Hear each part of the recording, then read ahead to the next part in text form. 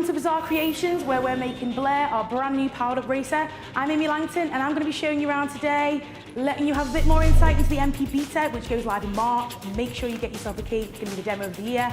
I'm also going to be showing you around some of our guys, getting some presentations, hopefully giving you guys a little bit more of an insight into Blair. So, shall we begin? This is Jason, and this is Ben. These are our car artists.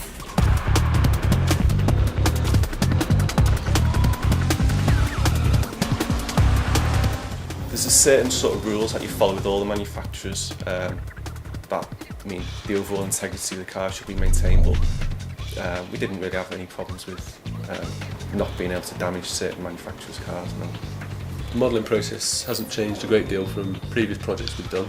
We've simplified one or two things because of the number of cars on track. However, we've also increased the complexity in certain areas, such as damage, which is a big part of Blur. The whole crash experience. You can see the normal mapping there on the reflections as we move around the car.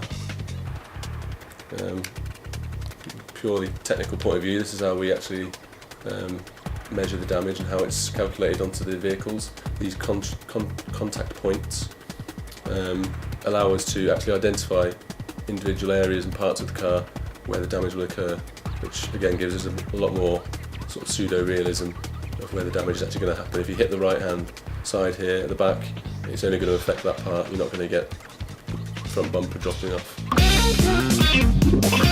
Okay guys, so this is actually the Blair core room, where the magic happens, where we're developing Blair.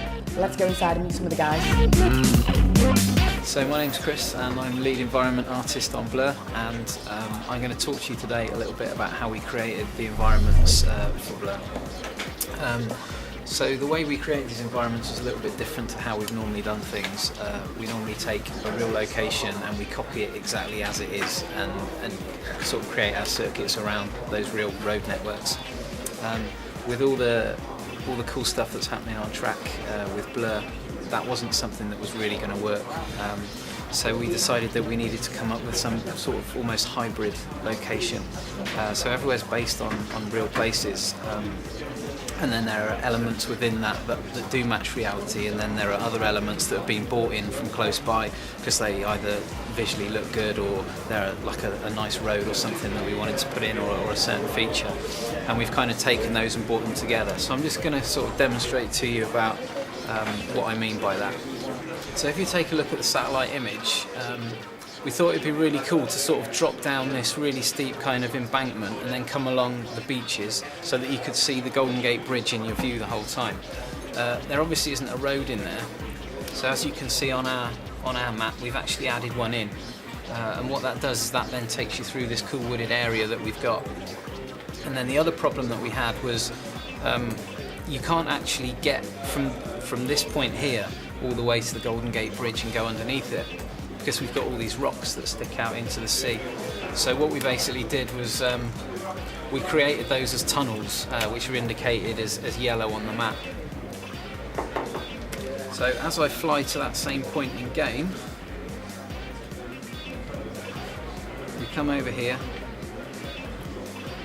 and there's that same view. So we've got the Golden Gate Bridge in there, we've got the views across the bay, we've got all the fog that's coming, it looks really cool.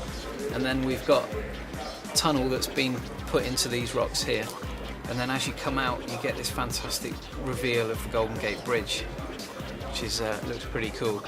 And then again you've got all the fog coming onto the beach, and then you've got a decision. You can choose to kind of drive underneath the rocky archway, or you can actually sort of drive through the edge of the sea as the sea comes in. So that kind of demonstrates really how we've taken reality and manipulated it to make sort of great tracks and great environments, and really make the best of the features, the main features that are within those environments.